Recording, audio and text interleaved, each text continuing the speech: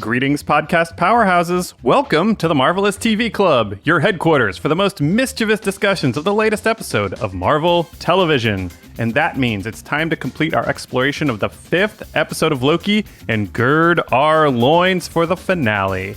You know what we do here at the Marvelous TV Club. We organize our discussions into 3 separate shows with 3 distinct lenses. It makes it more focused, makes it easier to follow along. And we really hope that you enjoy this unique format as a way to engage with all of this great Marvel content. Thursday's Storycast is where we discuss the episode's themes and the works of literature and film that may be influencing the story. Saturday's Pondervision is where we ponder the episode's most captivating conundrums. If you like a walk on the weird side, Pondervision is the pod for you. But now, we complete our analysis of this penultimate episode with this show, our Charactercast. This is where we evaluate the characters themselves, their intentions, their failings, and as we finish up a season, the resolutions of their arcs. I am your host, producer, editor, social media maven, and more, Marc Faletti, and as always on Charactercast, I'm joined by real-life traveling defender of freedom, Kristine Kippins. How are you, Kristine? I'm doing well, Marc. I bring greetings from the great city of Chicago. Yeah, it's an amazing feat of technology that we can continue to have these conversations wherever people are. I just love it. I never get tired of it. That's how I know I'm getting old, because I continue to just be amazed at all these like little technical achievements we have. Well, I can tell you that I am always amazed by your opening to all of these episodes that we do. You make me so excited to have a conversation because I feel like I'm in the middle of like an old Adam West Batman episode, you know, like when they do like the previously on and let you know what's happening with Batman and Robin. Like you have that level of excitement and, you know, like that radio voice too. I'm always excited to have a conversation with you. Oh, thanks, Kristine. I like to bring that retro vibe, so I'm glad you're kind of picking up on it, right? All the alliteration stuff, which I've talked about, is like a Stan Lee kind of a thing, and all that sort of, like kind of radio-ish, Batman TV series kind of vibe. So thanks for picking up what I'm putting down. I smell it. I smell what you're cooking. Speaking of things to be excited about, What If debuts on August 11th. They finally told us, Kristine. Are you excited about What If? I am. I try to throw in a what if every now and again to our conversations because I feel like it's just such an interesting premise. It's just like, what if we just chose a different route? Right? Yeah. And what happens? So I'm really excited for it. It should be good times. I'm sad that they're going to be so short though. Hopefully this is just the beginning of, season 1 of What If, and they can make it a repetitive thing, but I'm very much looking forward to it. Me too. So for the TV Club, we're probably going to move to a summer schedule. And what that means kind of depends on the material. Because like Kristine said, What If is going to be shortish. I'm not really sure what it's going to look like, how much it'll give us to chew on. I'm sure there will be stuff. Do not get me wrong. But I'm also traveling a bit when the show starts. So Marvel, if you're listening, 1, we could use those release dates just a little bit sooner. And 2, we might be more on like an every other week type of thing with like one conversation every week or 2, and we'll kind of see how it goes.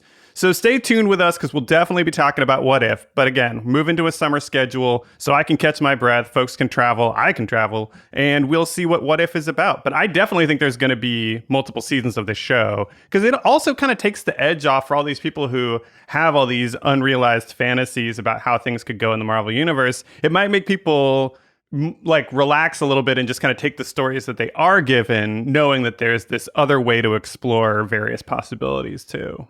Right. It's a way to placate some of the very fragile fans who are very upset when things don't go their way. Yeah, I think that's right. But this week, Kristine, we've got plenty to get into. We've got a bunch of Lokis to discuss. We've got to check in with Mobius. We've got some TVA folks we need to talk about. So let's start with our main man, Loki. Who, by the end of this episode, tells Sylvie that he's basically got full clarity on his weaknesses and temptations, and he owns all of his mistakes. He's able to open his mind by the end of the episode and reach totally new levels of power. Kristine, is Loki's arc complete? Is he the fully realized version of himself, or is there some step he still has to take?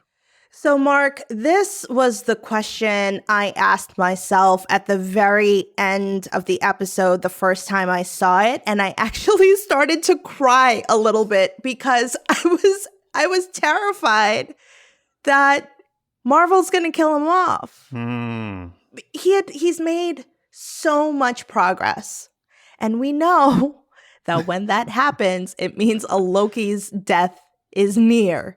And classic Loki, for me, was a big reminder of this, right? Like, the fact that his Nexus event was coming back to the world, you know, and his family, coupled with his demise at the end after choosing a path of heroism and selflessness and providing a really good metaphor, which we haven't seen a Loki do, you know, was like this massive reminder that this is what Marvel has chosen for Lokis, right? It's what we saw for our own Loki at the end of Ragnarok and Infinity War. So I am absolutely terrified they are going to make a similar choice here for our Loki.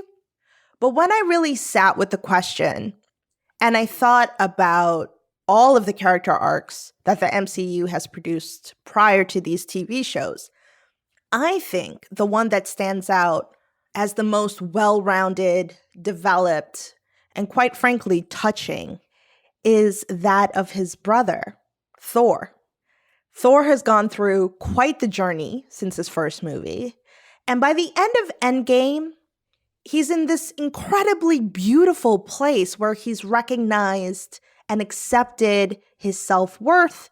He's working through survivor's guilt, and he's chosen to live a life that he wants rather than the one that has been chosen for him, right? And you might look at that arc and think it's complete, but we've still got Love and Thunder coming up, thank goodness. Everyone wants more Thor. I don't know a single person who doesn't want more Thor. And we want to see the kind of life that he chooses to live, right? And that gives me some comfort for Loki. You know, Loki has realized he doesn't have to live alone, nor does he want to.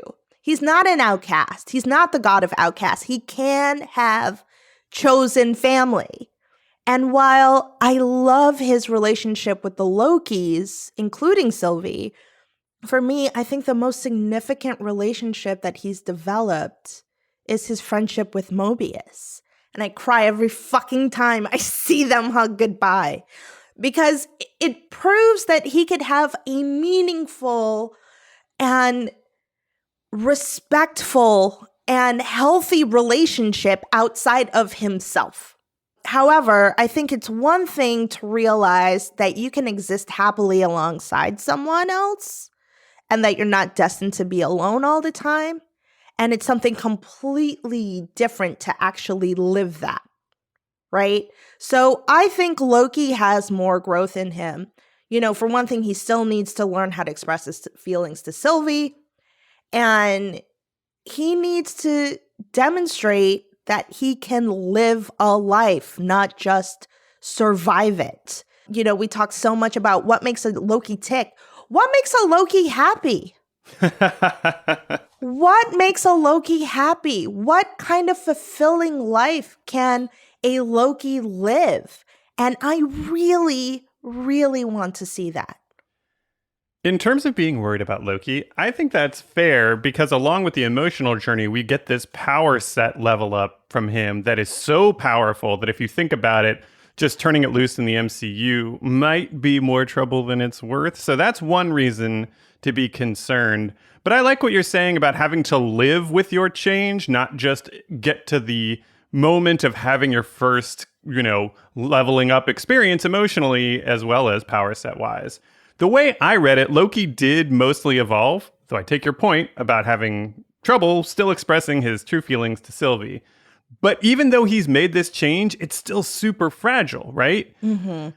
So, okay, he's mostly emotionally healthy, all things considered. He's taken this level up on his, growth. great. But I think the final episode is going to present a test for him because that's what he hasn't experienced yet since his evolution. Maybe it'll be some kind of massive temptation or some kind of humiliation, right? Something that will either push him to fall back on his greedy and petty habits or something that dredges back up all of this fear and shame that has driven him for so long. So yeah, I think he's evolved, but it's fragile. The iron is still hot, Kristine, and someone is coming to stress test it. Oh, now I'm nervous for this stress test. Well, speaking of, what kind of trigger, if any, do you think it would take for him to backslide into those bad habits? So I think that very chaotic moment with all of the Lokis betraying one another might be a little bit of a clue. Like he's standing there so ashamed and so embarrassed. Like, I just cannot deal with these people. But I think if he was faced with a similar situation with Sylvie or Mobius, where for some reason they are led to betray him and betray his trust, I think that would really fuck with him a lot.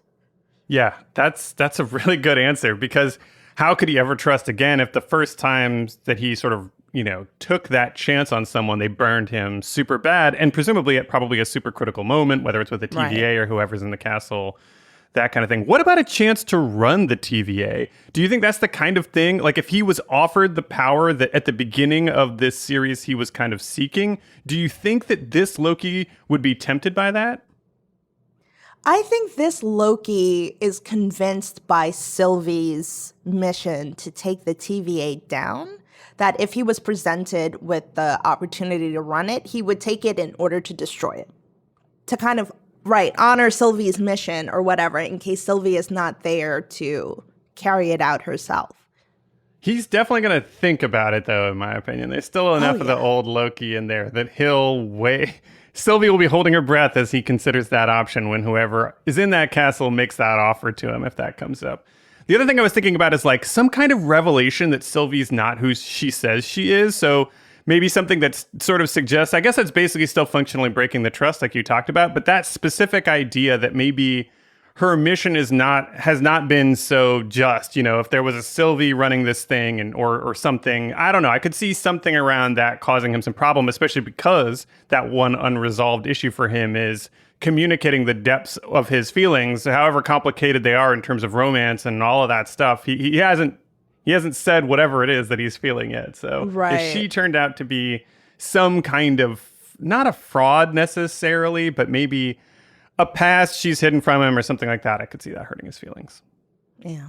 But in terms of this growth, something Jesse said on Ponder Vision, in fact, he wanted us to talk about it, so I wanted to put it to you, was that Loki has always been labeled and identified as this god of mischief.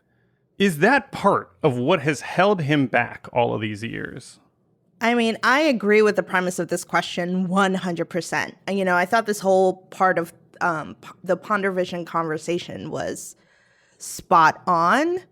I think Loki has been limited in his identity and his ability in so many ways. I mean, he lived the vast majority of his life not even knowing he was a frost giant.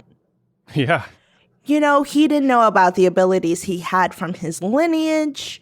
It doesn't seem as though Odin took any interest in developing Loki and his powers. All he had was Frigga. And Frigga's a witch. Frigga's not whatever Loki is. Frigga's not a Loki. So she could only take him so far. So I think the fact that, first of all, being labeled a god, I think, limited him. Because if you are a god, do you even try?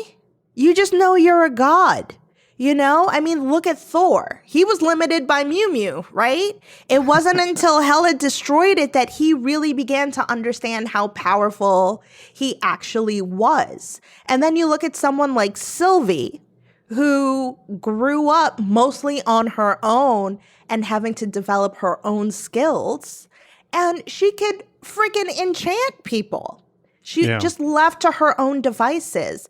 not knowing anything necessarily about being a goddess of mischief, although I think she eventually learned that. But I agree that once someone puts a label on you and you hear it long enough, I mean, it's been about 1,000 years that he's been hearing this, you really start to believe it and you think that that's all you're capable of.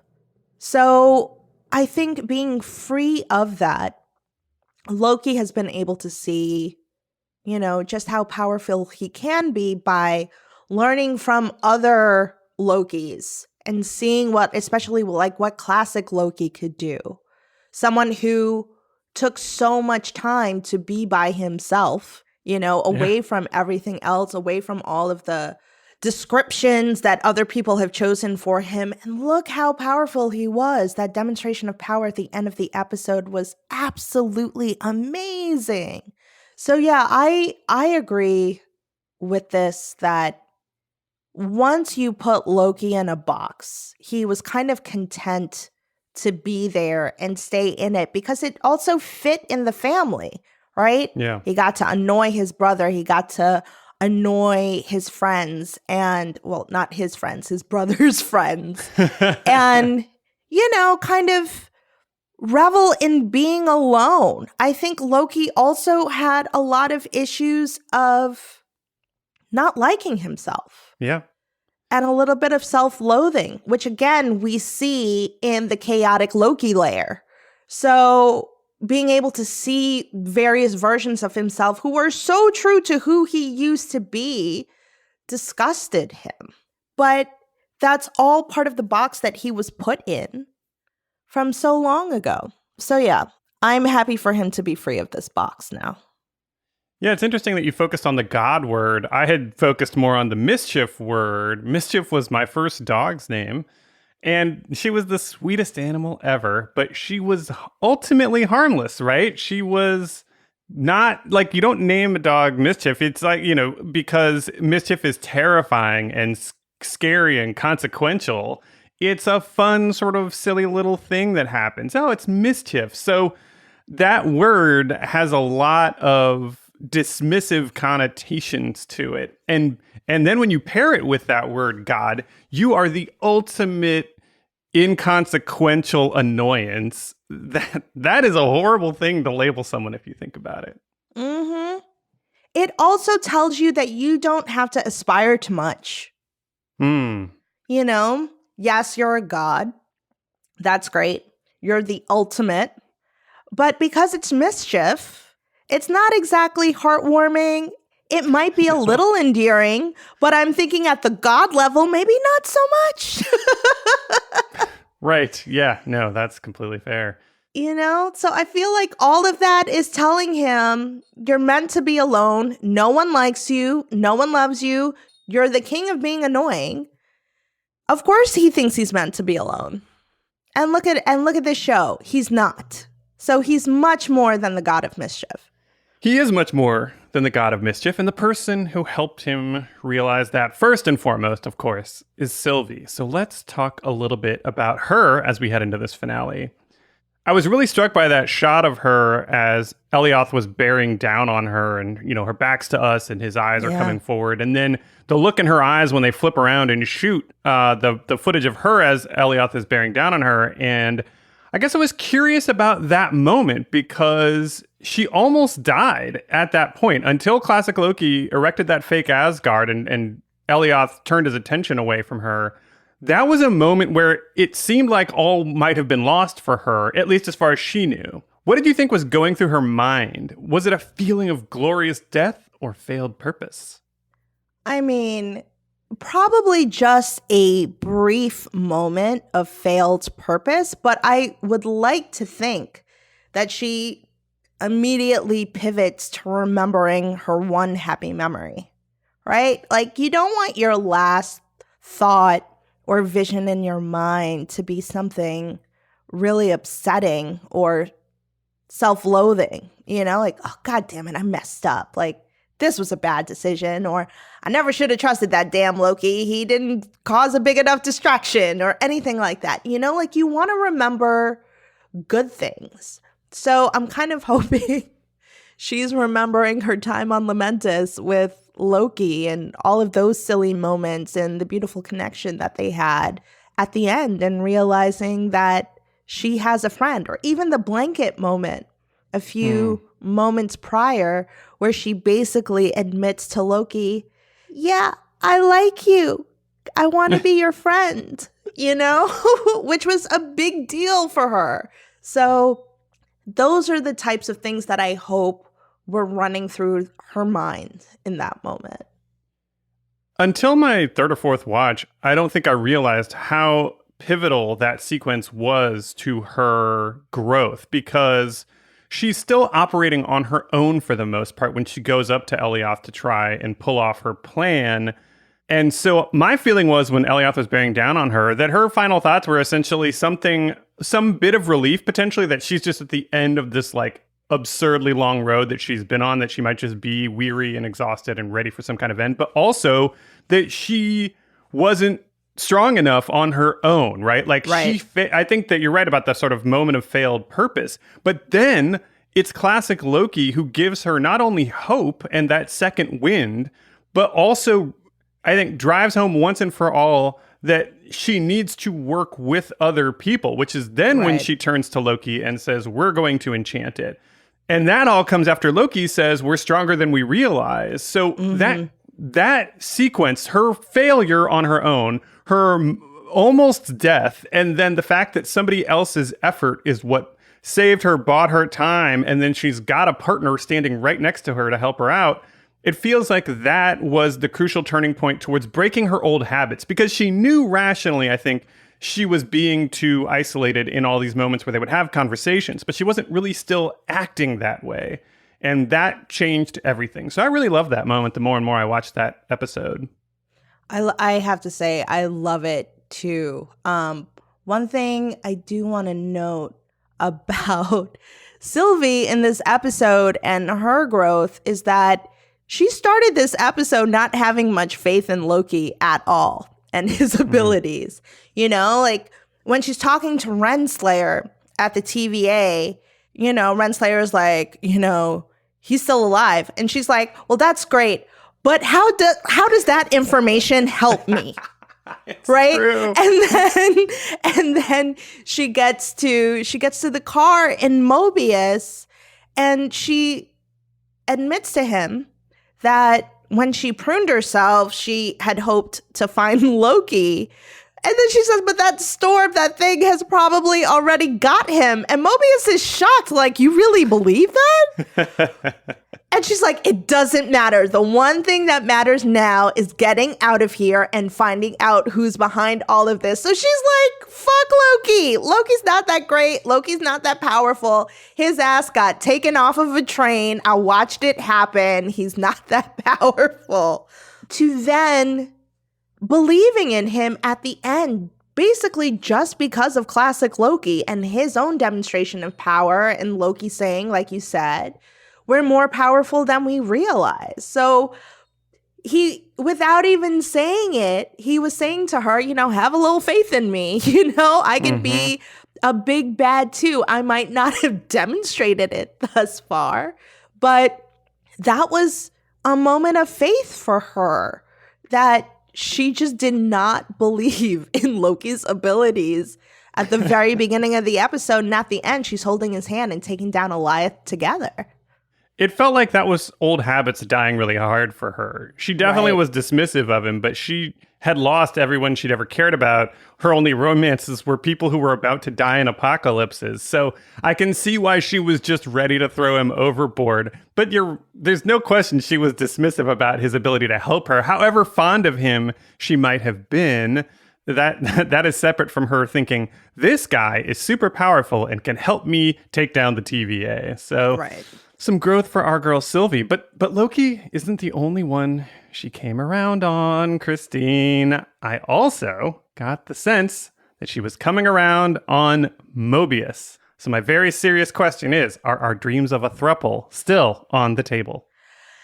I think maybe. So I feel like first we should define throuple, right? Okay. Because the way I was seeing it was, Sylvie and Loki are together, and Loki and Mobius are together. But Sylvie and Mobius aren't necessarily together, which I think is usually how a throuple works, that everyone is together. Good as point. opposed to, just a poly relationship. So my thought was they could be in a poly relationship, but I'm not opposed to the throuple idea at all.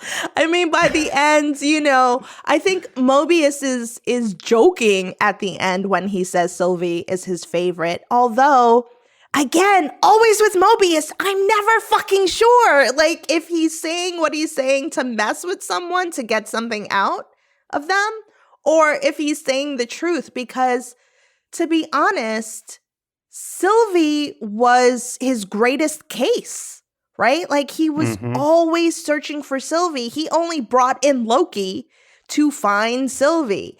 And I know Mobius loved his fucking job. Like, he loved puzzles. He loved being a detective. So I kind of believe him when he says that Sylvie is his favorite. But at the same time, I think it's theoretical. You know what I mean? Like, in his mind, she's his favorite case, maybe not necessarily his favorite Loki. Because they only had that car ride together. You know what I'm saying?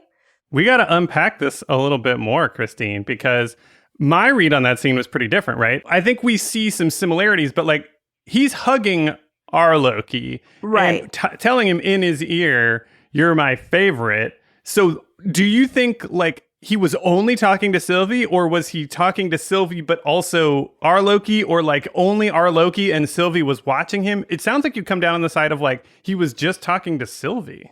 Oh my God, I love it when we see a scene completely differently. I thought he was looking at Sylvie when he said, "You're my favorite." But he was hugging our Loki. Yeah, of course. But the thing is, I feel like if you're an asshole like me, you say something like that to somebody who isn't used to being emotionally vulnerable, and then they have this vulnerable moment with you, and then you tease them in that moment. So it's like, say I'm developing a new friendship with someone, and we finally get there, and in order to kind of like take the edge off of all the lovey-dovey feelings, I crack a joke, right? Or like the first time you kiss someone, I definitely crack a joke because I'm like, I feel awkward. These are like nice feelings and I don't know what to do with them, right?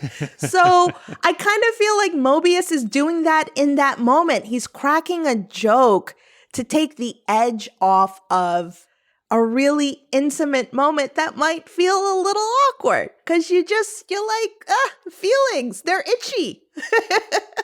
Let me put it this way. If I get a hug from someone and they say in my ear, "You're my favorite," and then I later learned they were looking somebody else in the eye in the back and meant that person, I would be kind of pissed off about that. I'd be like, wait, you were talking to the person behind me while you were wrapped around me saying that? Like, what gives? That's why I'm saying he's an asshole. Okay. And Loki kind of says that, he's not that bad. Well, Sylvie says, and Loki and Sylvie kind of spelled that out earlier, Sylvie says he's not that bad, and Loki says he's not that good, which is why they get along. So I think that's also why I feel comfortable thinking that Mobius is being a little bit of a dick in this moment because, like I said, lovey-dovey feelings sometimes can feel super awkward in the moment. It's like really nice, and then you're like, oh God, what do I do now? Let me crack a joke. I think by telling both of them that he is their favorite, I think Mobius is saying that it's on. That's really my main takeaway from our conversation here. Because like our Loki has every reason to believe Mobius is talking to him. Sylvie has every reason to believe he's talking to her. And maybe he is talking to both of them. You're my favorite because you, the Lokis, a Loki, all Lokis are my favorite. I have, love for all Lokis.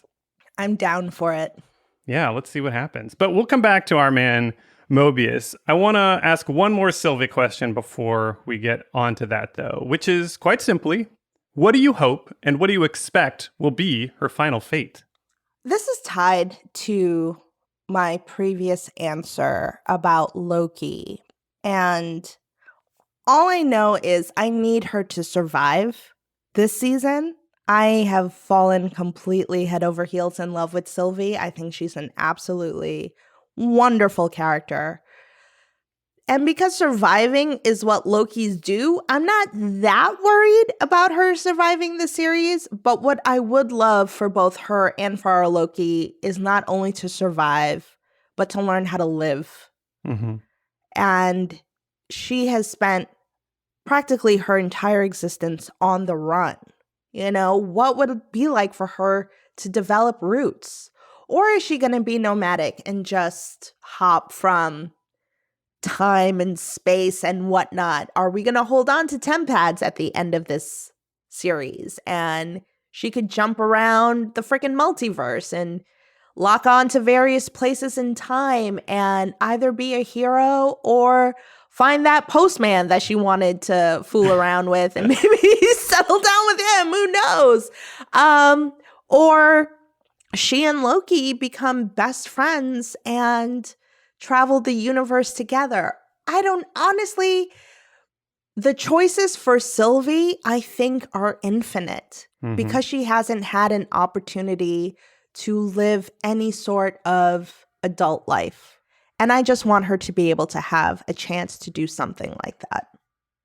Yeah, an adult life feels like a really good outcome for her because her arc and her journey really center on that moment when she says in the blanket conversation with Loki, I don't have friends, I don't have anyone. Right. So for me, she needs some kind of found family at the end of this. You know, last week when we talked, I liked the idea of her and Loki having some kind of long distance relationship where they run around doing their adventures because they're just too chaotic to be together. But after hearing the loneliness in her voice and that conversation, I don't think that would be enough. I think she needs people. She needs more of this teamwork that we just talked about. She needs to figure out how to have that adult life, which involves people in her life. So my main hope for her is that she has a found family. That could be a bunch of Lokis who are in need of a leader. It could be continuing adventures with our Loki as they figure out this adult situation and how they feel about each other, which may not at all be resolved by the end of the series, just that there's something there to explore and unpack. So I'm flexible on the who, but I do think she needs someone else. Can I give you the worst theory I could think of for what would happen? Oh my God, go right ahead. Because I believe she needs somebody, Kristine, there's a person who is also out of time who we haven't at all been able to figure out how he was able to both live a life in our timeline and not fuck anything up. And we meet him as an old man. Oh God, Marc. Can you imagine if Steve Rogers leaves Peggy because he can't be here and not fuck up our timeline, and he runs off to have timey-wimey adventures with Sylvie? Instead of being on the moon. I kind of prefer him being on the moon or in like... This is truly the worst theory I could think of. I don't think it's the worst. You're right. There probably is something I could come up with that's even more messy, but I just, it's like being Steve's second wife would be really funny to me. Yeah. No, I definitely hurt my eyes rolling them listening to that. We need something much more satisfying. I hope she continues on with us regardless, but I hope she's not alone when she does. Speaking of people in her life, Kristine, we met even more Lokis. So I want to talk about our various new Lokis a little bit before we talk about folks from or formerly from the TVA. Who was your favorite of the other Lokis and why? Okay, I feel like I have to start off by saying that the use of Alligator Loki was absolutely amazing. The way they would pan to him and give him reaction shots to me was just genius. Like, especially at the end when we get our hero shot as they're about to face Alioth.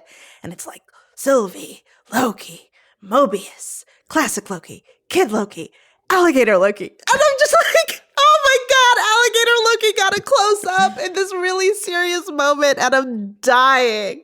So Alligator Loki gave me so many fucking laughs.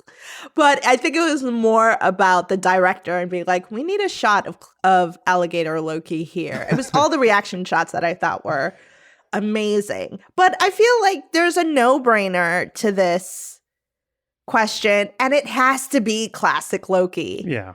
I mean, first of all, once Richard E. Grant is cast in that role, you know, if there's a question on a favorite Loki besides our Loki, it's got to be Richard E. Grant, right?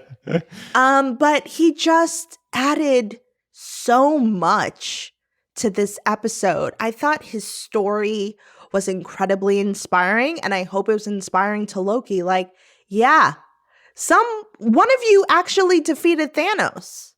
Yeah. They were able to avoid the finality of that interaction with Thanos and did it in such a way that completely hoodwinked him. I mean, one of the things that we hear Thanos say, you know, is no resurrections this time after he kills Loki. Like, he's well aware of Loki's power. So for a Loki to have cast a projection of himself so convincing that even Thanos wasn't aware of it. Mm-hmm. You know, Thor has to throw shit at Loki's face all the time just to make sure he's actually talking to Loki. So I think that was an inspiring story for all the Lokis to hear, especially our Loki. And then, of course, he created a portal for them to step through during that, you know, really chaotic fight in the Loki lair. I was just like, are you kidding me? You just created a whole fucking portal for, like, where you're like a Tesseract.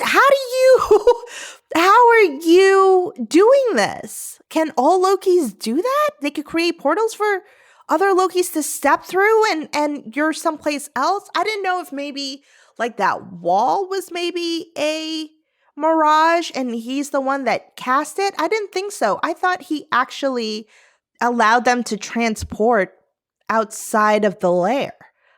So that was also a massive demonstration of power.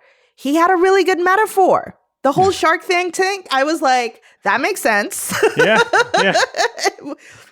You know, I feel like you were always talking about the superior Loki. What if he's the superior Loki? He's in the running. He's in the running. That's so true about the portal.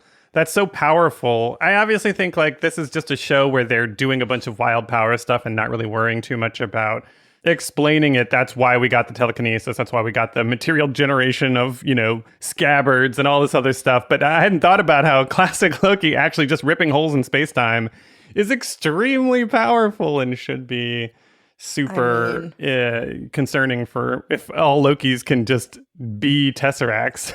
Oh, man. Right. Can we also acknowledge what I thought was the most brilliant and hilarious moment of the episode, and it was done by classic Loki? Do tell. In order for them to escape, he creates projections of himself and Kid Loki and Alligator Loki, and he has the projection of Kid Loki do get help with Alligator Loki. Pretty amazing. Oh my God.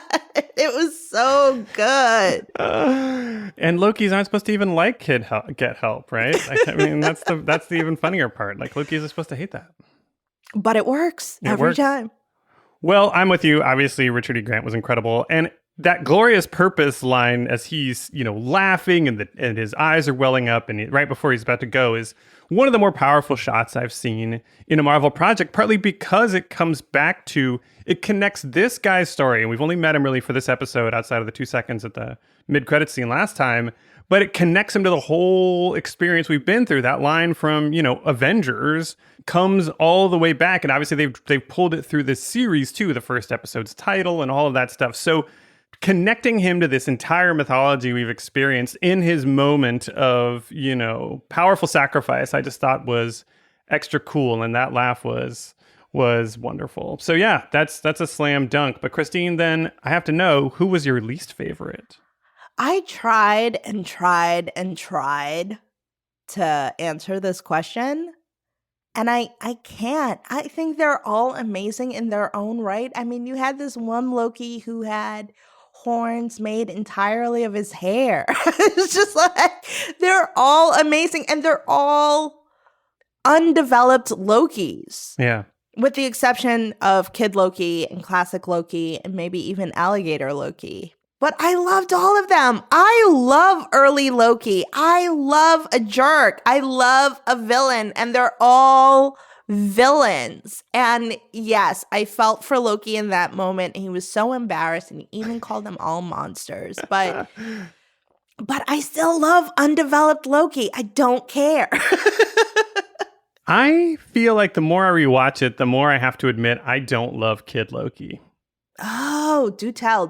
He was kind of mumble mouth to me, and just generally low charisma. And also he did in fact murder Thor. And I think we kind of gloss over this, pretty alarming fact about him. Our Loki has always stopped short of ever pulling that off. And obviously that's why this one's a variant. But I thought I didn't love the performance. And then I also felt like maybe this kid's kind of a bigger piece of shit. I like that he's drinking ecto coolers. Well done, my man. Mm-hmm. But cool sword as well, admittedly. But yeah, Kid Loki is the one I think I could probably take or leave. I didn't hate him. I just didn't really feel a type of way about him. I mean, I think it's wild that the Loki who killed Thor was a kid. True. Like, he has to be the most troubled out of all the Lokis. I mean, our Loki did stab Thor at 8. True. We do have that story from Ragnarok about Loki turning himself into a snake and then Thor picking him up and then turning back into himself and stabbing Thor at 8 years old.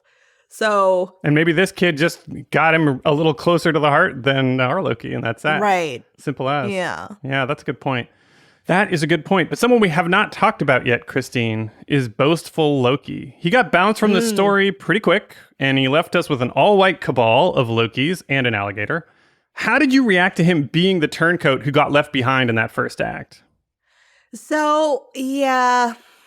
I mean, I kind of rolled my eyes because Hollywood loves to cast a Judas as a Black person, right? Like, right. It's just, it happens all the time. I mean, even my favorite property from childhood, Star Wars, the one Black man in the universe betrays Han and Leia and Chewie to the Empire. Yeah. Yes, he has a little bit of a redemption arc, but I remember, when they re-released Star Wars, the original trilogy in the theaters, as each character came on screen for Empire Strikes Back, folks would clap and cheer, and then Lando comes on the screen, and I was the only one clapping.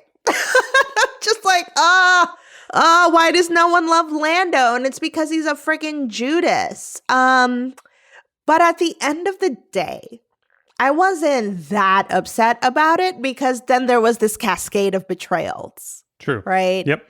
So I wasn't, too upset about the fact that boastful Loki was the first domino to fall. But it's still a little annoying at the end of the day that the one Black man in the whole show exists to betray the group of friends that Loki develops. Yeah. And this is where I think sometimes the fealty to a very white comics history can keep biting Marvel in the ass just a little bit, because they really wanted to focus on the Lokis that we'd seen from comics. Classic Loki is the Loki from the 1960s. Kid Loki is from a more recent run by Kieran Gillen. So there's obviously a reason that they want to focus in on this and do a little bit of fan service. But I feel like that fan service I don't know how much it truly appeases those hardcore diehards who will always find something to complain about anyway. And then I think for folks, the MCU is so much bigger than the history of the comics. And as we talked about on Pondervision, a lot of the comics history, we can enjoy it, but it's not like it's this pristine work of, perfection that we have to be bowing down to. So I feel like their intention was to focus more on these characters, designed a little more closely to some of the comics connections that people have. I would deprioritize that a little bit if I were them, just because that history is old and white. I mean, 60 years ago, a lot of things have changed and improved since then. So I guess I would just focus on telling the stories now and not keep trying to bring back these all white characters for nostalgia purposes. Right. I mean, and I do appreciate them aiming to be diverse in their casting, but it also has to be responsible casting. Like, you can't make all the brown people the villains in the show. Like, We've got Renslayer, who we've got our eye on. B-15 is someone who we've also been very wary of until a white woman liberated her mind, And so it's a little frustrating. But I think they're taking good first steps, but they still need to be a bit more thoughtful in how they cast people of color with these shows. I think that's exactly right. All right, so you mentioned B-15. Let's also turn our attention now then to our cast of characters that come from the TVA. Now, technically, Mobius no longer wants to be associated with them. I'll give him a pass a little bit on that, but he seems to have his own superpower, Kristine, which is that his little pep talks are really effective on any and every Loki. Just that conversation in that shed inspired classic Loki to literally sacrifice himself for the greater good. Kristine, why is Mobius so damn good at inspiring Lokis? And here's the thing. I don't even think he was trying to inspire in that moment, right? Like, he was trying to pep himself up and say, it's never too late to change. I can definitely turn on the company that has given me purpose for what I think of as my entire existence and all that. But yeah, he is the Loki Whisperer. And I think it's because he has studied Lokis for so long. Like, he's the number one Loki catcher, even though he's not the one who captured alligator Loki. Mm-hmm. So if you study something enough, you probably become it a little bit. We have talked about in the past how Mobius does have the 10 little Loki tendencies, which is probably why he and Loki get along so well and he fit in so well with that little group. But he just has a great knowledge of what makes a Loki tick. And he can just get in there and easily kind of manipulate them, which is a little scary. Like, the fact that Loki is willing to have a friendship with him, I look at is as something that requires a great level of trust and belief and risk. Because I'd be nervous with Mobius, to be honest. If there was a Kristine expert out there, I wouldn't want to fucking meet them. I'd say, listen, give me the download on me. What's great about me? Where do I need to improve? Like, what are the things? Where are my blind spots? Like, give me all of that. Give me the download so I can improve myself and then go away. I don't want anything else to do with you because you will figure out some way to turn me into your fucking puppet. So yeah, so I don't know what it is about me and Mobius. I can never fully trust him 100% because he's so well versed in Lokis. And I'm very protective of my boy Loki. I love that you keep coming back to this idea that, it's like he's this master manipulator, which may in fact be true. But my whole read on this is just that Mobius has a vibe, Kristine. And it's this vibe of being unfettered by his baggage. And I think that is extremely seductive to Lokis because he almost seems like he's never actually trying to convince you of something, that he can take or leave, whether you take his advice or something. With Sylvie and Mobius in the car even are talking about, basically, Mobius just turning around on all this stuff. And in the shed, they're talking about Mobius turning around on all this stuff. And they're just baffled that he can move on, that he can just let go of stuff with new information. And there's that quality of releasing your desire for something that you get it. And I've talked about that on shows before. And Mobius just gives you the feeling that he can take or leave, whether you come along on whatever truth journey he's trying to put in front of you. It just seems so casual. And I think that really pulls them in. So that's what I think is so appealing about him. Hey, we can change. Let's just change, guys. What's the big deal about change? So I just talked about my own blind spots, and this is a huge one because I did not see any of that until you said it, and I know why. It's because I'm a professional grudge holder. Like, I actually hold grudges on behalf of people. Like, they have long forgiven people who have slighted them, and I'm like, do you remember in 1996 when that bitch did X, Y, and Z to you? Like, you've really forgiven that? Really? Because I haven't. I don't talk to her. I don't talk to her whole family. She's cast out. Like, that's the way I am. I don't let go of anything. And it's probably because I was born under a Taurus sun. And you know, we are famous for being stubborn and holding grudges. Now, Mobius definitely has demonstrated that he's able to let go of all of this shit before, because he and Loki wouldn't be friends otherwise, right? How many times has Loki lied to him? Yeah. And he's just let it go because he's like, that's what a Loki does. So he's had to learn, you know, when does Loki speak the truth? And when he does, accept it and thank him for it. And they have great times and they move on. And then when Loki needs a slap on the wrist, Daddy Mobius shows up and throws him in a time cell, you know? And then he comes and gets him when he realizes he's been telling Kid the truth all along. And let's go take down the TVA. So he's somebody that I don't understand because it's so far from who I am. But I do love that about him. I think it's a very admirable trait that he's able to go with the flow and meet people exactly where they are in that moment and be good with it and let go of the past. So yeah, maybe I need to be more like Loki and be fascinated by that kind of shit and be like, maybe I should look into that. Yeah, if he turns out to be a piece of shit in the finale, though, I will definitely hear about it, I'm sure. After I finally open your heart to him, and you'll just be like, God damn it, never again. Just like a Loki would be. So hopefully that's not where we go. But you did mention that he's on his way to burn the TVA to the ground. So Kristine, I gotta know, what do you think his strategy for that is going to be? Well, shit. If I knew that, I would write for Marvel. But I think one of the things he needs to do is free B-15. He needs another apostle to spread the good news. And maybe C-20 isn't dead. She might be in a cell just like B-15. And he's got Renslayer's tempad.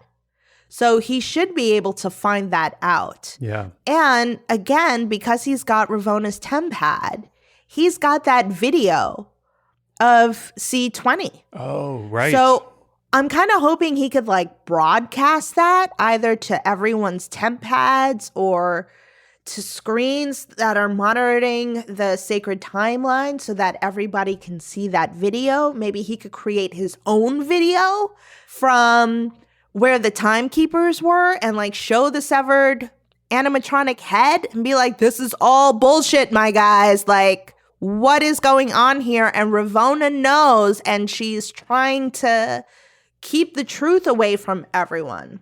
And speaking of Ravonna, he needs to stay undetected by her. Yes. So like he's going to need to be very sneaky about this. But those were some of the ideas that I had. I kind of hope using the C-20 video is something that he could use, because I just don't see him going from person to person being like, hey, this is the deal. They'd be like, Mobius, did you fall and hit your head? Like, what's going on? It's like, I know time isn't a thing here, but that's going to take a really long time. Right. Yeah, that's a great idea. It's super efficient and it relies on material we've already seen, which is pretty strong sign that that could be the kind of way it goes. I also was going with the footage route, but I had a slightly different idea, which is that if all TVA agents are variants, then the agency has files and footage on every single one of them. The stuff that Mobius showed Loki in episode 1 exists for every single one of these people. So I kind of like the idea that he would capture Miss Minutes and force her to show everyone their own files. That bitch. Okay, so she's super powerful, though. How do you overpower Ms. Minutes? Did you work out that piece? Because I'm super fascinated by this whole idea. Because I like that. I like maybe being able to like have each person's file pop up on their tempad as opposed to the video. But yeah, you kind of need Ms. Minutes for that. So Miss Minutes is the one person that we know, that we know can kind of like broadcast stuff, it seems like. And then we know that she might be able to be physically captured when she appears, because when Loki's trying to hit her with the magazine, she is dodging him. So maybe there's some way to get her. But no, that's the whole, I have a big question mark profit in my section of like capture Miss Minutes. Somehow. Step 1, open a temp pad. Step 2, step 3. yeah, exactly. So we'll see. But I feel like she might be the key to getting out whichever piece of information they have to get out. And they've made such a big deal out of variants and their files. It's the thing Loki is put through right away at the beginning. And I just wonder if that stuff comes back. But I think actually the C20 footage is so efficient that we might get something like that. Who knows? But if he's successful with any of these plans, Kristine, what do you think Mobius will do next? Like, what does life after the TVA look like for him? So my vision for Mobius after the TVA is that he somehow gets to go to Earth in a timeline where his twin or whatever doesn't exist. His sacred timeline version of him doesn't exist. So he could be there. He's the only Mobius. And I kind of get this Miami Vice vibe from him, right? Like, I think he enjoys being a detective, but he needs to be somewhere where he could be on jet skis. So he could be a detective in Miami looking for drug lords and all that stuff. And then, in his downtime, he could go out and be out on a jet ski around Star Island or whatever.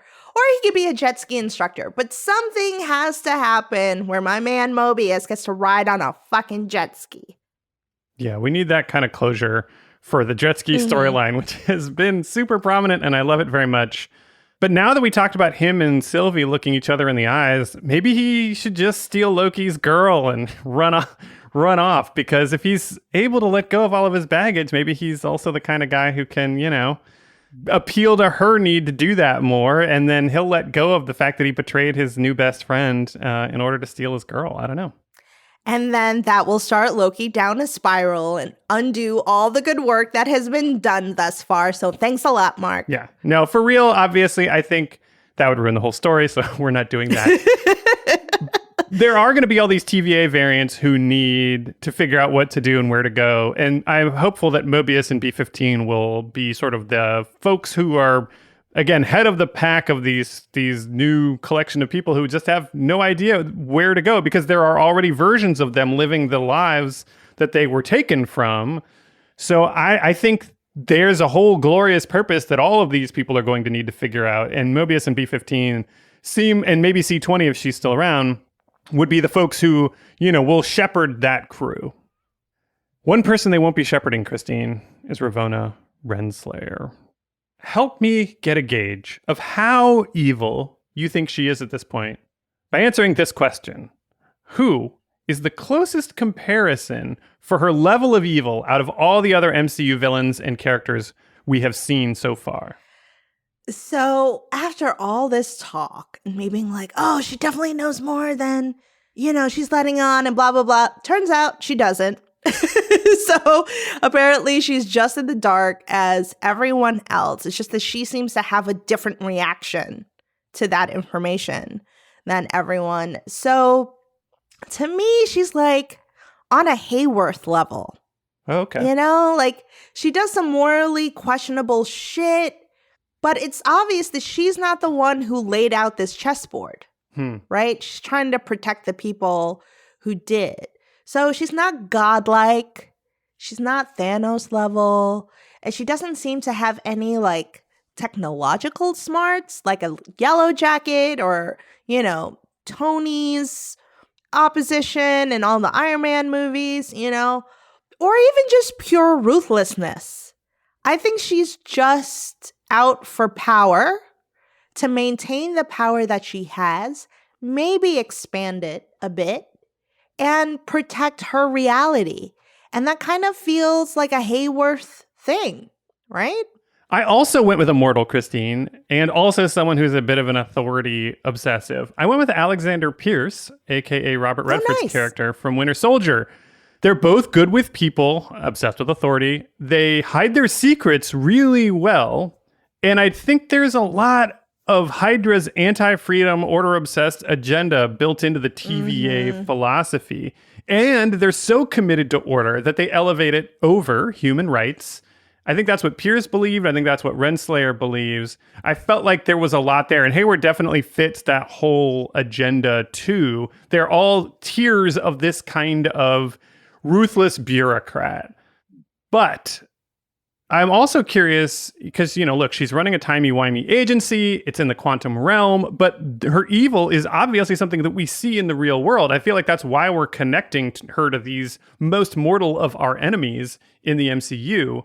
Is there a historical figure or some type of historical figure that she reminds you of? So I kind of struggled with this question. It's funny, though, because I had an immediate answer in my mind for Ms. Minutes. Ooh. And for me, she's Goebel. Like, she is just the master of propaganda and misinformation. So I kind of went the Nazi route with her and thought of Goebbels.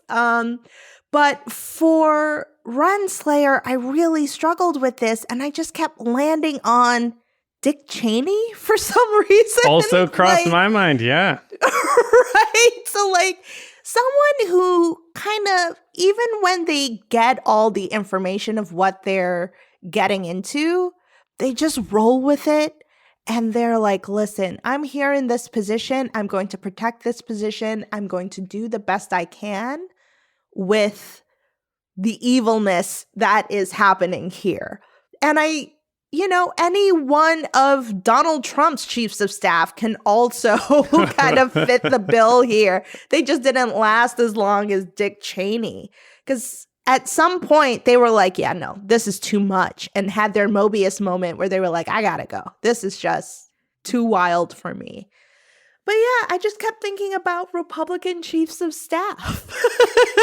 That's what came to mind. That's incredible because my thinking was the original version of this Republican chief of staff type, which is Cardinal Richelieu, who was a 17th century French chief minister to one of the Louis. It doesn't matter which Louis it is. But like Cheney, Richelieu was really calling the shots. And like Cheney, Richelieu was obsessed with central power, the power of the state. Ravonna and Richelieu both rose up the ranks of a religious order, basically. If you think of the TVA that way, and Richelieu obviously did the same thing to rise to the level of cardinal in the church. And then Richelieu's whole thing was dismantling regional feudal power, the chaos, if you will, of all these regions having a bunch of distributed power to centralize power in France under the king. I mean, this dude literally burned down a bunch of people's castles just to take them down a notch. So he was obsessed with power and order above all. But like Renslayer, he ultimately served at a king's pleasure, technically. So he's still working for somebody. And like Cheney, like all these Republican chiefs of staff under Trump, but they're all still sort of doing all the machinations behind the scenes. So it does feel like we were picking up the same vibe. There's no hope of redemption for Dick Cheney, Kristine, but is there any hope of redemption for Ravonna, or is she a lost cause? And are you even rooting for her to have any redemption? Nah, I'm not. I feel like I should be, but I'm not. From the very beginning, I have not trusted the TVA. And as it turns out, they're not fucking worthy of trust. And like I mentioned, when Mobius and B-15 and C-20 all learned about the truth of the TVA, they all had the same reaction. 1, this is fucked up. 2, everybody needs to know the truth. 3, we need to burn this shit down. And Ravonna had the opposite reaction. She's all about protecting the status quo. So I'm not into her. I'm not into the TVA. I don't want her to have a redemption. Sorry, she's on my shit list. So my friend and Marvelous TV Club listener, Elliot, had a wild idea. I want to see if it turns you around on this, Kristine. What if Ravonna is a Loki? So I've talked about her as a mirror to Loki's story, but one way that could be even more powerful is if she is the original Loki variant. to the point where she is somehow obsessed with order instead of chaos. She is the opposite of mischief. And if that were true, I kind of think it would be interesting to give her a chance at a fresh start too. Does that move you at all if she turns out to be the original Loki variant? If she is for order and not chaos, then how is she a Loki? Right. I mean, it would just be the idea is like her variation is that she is the opposite of the god of mischief, right? So she might have the same sort of origin story, like Sylvie sort of had the same origin story. Mm-hmm. But, in the way that Sylvie has just a better heart, I think, natural sort of a direction towards justice than our Loki did. What if Renslayer had the same thing, but for order and control and like is a Loki? And I don't know. I just thought it was an interesting idea, and it made me open my heart just a crack for some kind of Ravonna redemption. So here's the thing. I'm not mad at it because there have been so many times where I've looked at Mobius and been like, God damn it, you're so good with Lokis. Are you a Loki? Like, I see Lokis everywhere now. We have a fucking alligator Loki. Okay? We do. Like, this is not a far-fetched idea by any means of the imagination. So, I mean, I might dig that, but at the same time, am I looking for her to have a redemption arc? I'm not looking for President Loki to have a redemption arc. Right. Like, I like President Loki as an asshole. Right. You know what I mean? I like boastful Loki as this lying braggart who betrays everybody and makes up his own little Iron Mew Mew. So I think every Loki has their purpose, and hers is to not have a fucking redemption arc. That's a great way to put it. Every Loki has their purpose. We're not rooting for all of them to become better people. I'm not sad about President Loki getting his hand eaten. So here on Charactercast, Kristine loves to defang my planned efforts for me to take victory laps. But as the more generous of the Lokis on this show, I love to set you up to take your victory laps, Kristine, because that's the kind of good person that I am. So good and humble. Yeah, that's me to a T. Look, Miss Minutes is where we'll finish this episode, and you 100% called it. I tried to hold out hope for her, but there's no question she's 100% evil, right? Yes, 150% evil. I called her Goebbels. You did, yeah, that's true. That's true. There's not a lot of room for interpretation on that. So yeah, she sucks. How much are you looking forward to her getting what's coming to her? I mean, listen, AI terrifies the shit out of me. It terrifies the shit out of me in real life. It terrifies the shit out of me in the MCU. Remember when Red Wing was taking colloquial commands from Sam? I was like, what the fuck is going on there? Like, AI freaks me out, you guys. I think AI will be the quicker demise to the human race than global climate change. I am fucking terrified of AI. So Ms. Minutes has always made me had my guard up from the beginning. And I'm telling you, like, the whole let's give her a Southern accent and make her seem as unassuming as possible completely is a huge red flag for me. Like, she terrified me from jump. But yes, I'm just curious as to how they're going to bring her down, because I think this bitch is really powerful. How do you bring AI down? There's no plug to unplug her. Got to upload a virus or something, right? Isn't that what Darcy would do, or some shit like that? Just hack into the mainframe, upload a virus. What Will Smith would do, it's right? True. It's true. You know, now though, your conversation about AI, which I think is a really good reason to be unsettled by her, makes me think maybe the couple that we're missing is White Vision and Miss Minutes, who can find each other and take the journey that they need towards humanity. That's really fucking terrifying. And then they could raise Red Wing as their child. Just like, no, this AI stuff.